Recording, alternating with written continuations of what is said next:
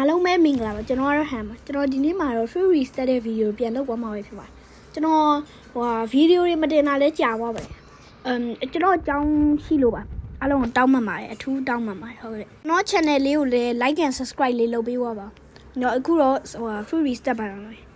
ရင်တော့ကျွန်တော်ရဲ့ blade fruit လေးကို reset မယ်ဗျာ blade fruit ကွဲလာအောင်ပါရပြီ